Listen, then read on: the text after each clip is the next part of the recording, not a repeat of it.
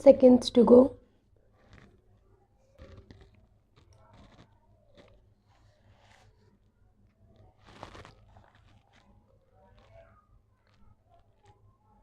Now, I would like to say that with this measure we are now adopting, to my mind, it will not be possible to have this system or any other system functioning effectively.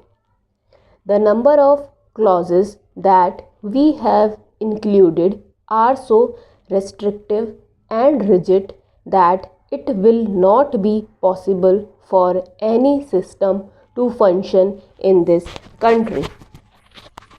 If at all it is able to function, it will be able to function with a lot of difficulties. It will be said afterwards that the industrial sector, particularly the private sector, has not been able to deliver the goods. I would like to warn the government that if anything happens in the future in which industrial production or production in the private sector has not gone up, it would be not because of any lack of efforts on the part of the private sector, but because of the measure that we are now adopting.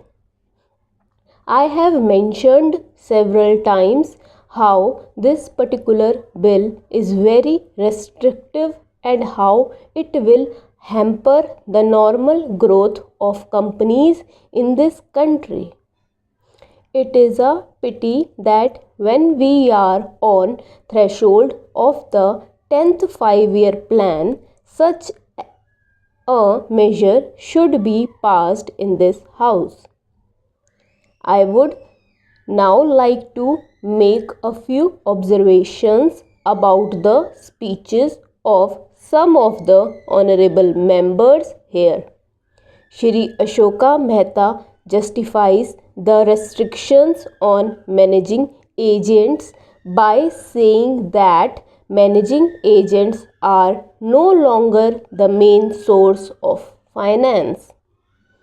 He also argues that profits have been high and will continue to remain high, and therefore he would like to see the managing agents being paid on a sliding scale.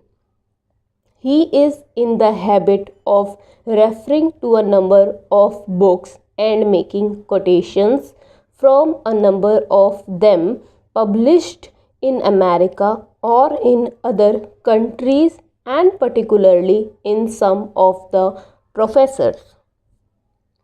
I would like to mention to him that even when companies are floated it requires a certain amount of confidence amongst the investing public, and it is because a particular firm is managing a particular company that this confidence is created in the investing public.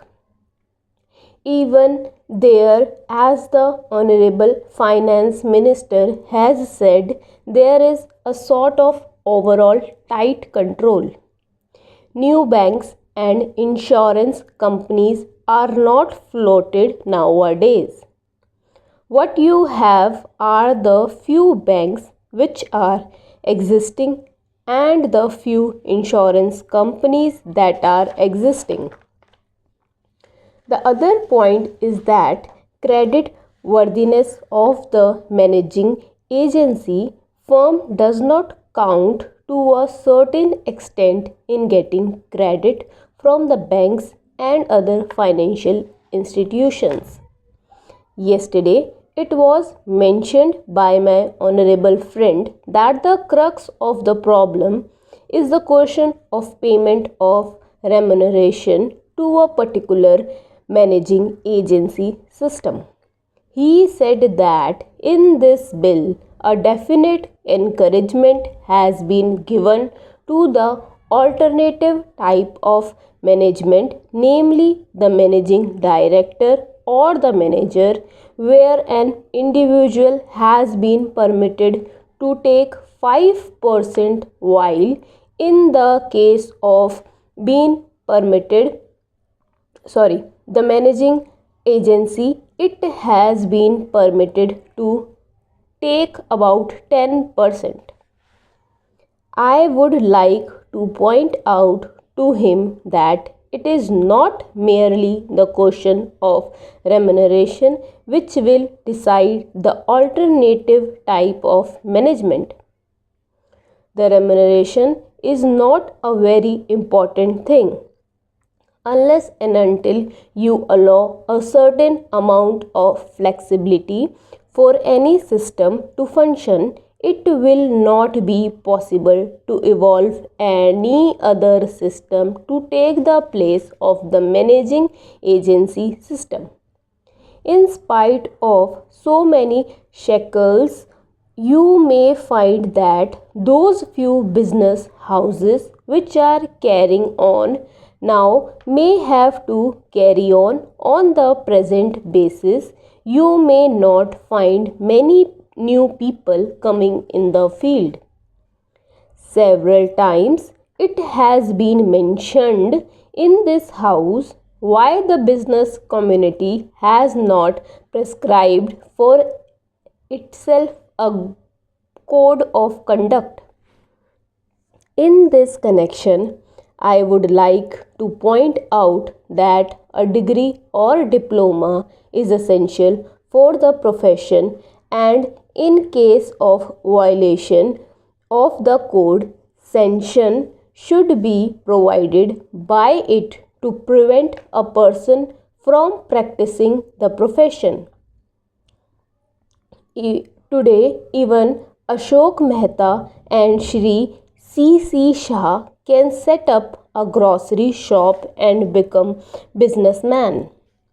Nobody lays down any condition for starting business, and nobody can prevent others from constituting it.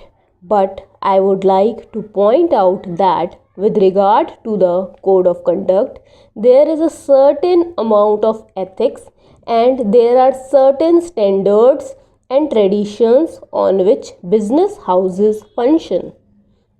If a particular firm has not got proper ways of managing its business, you will find that business house will find it difficult to function, and it would be difficult for it to command the confidence of the business community.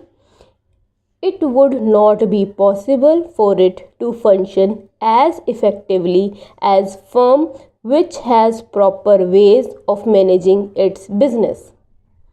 That is sufficient as code of conduct. It is not possible to prescribe a certain code of conduct in the manner it has been done for the profession in general.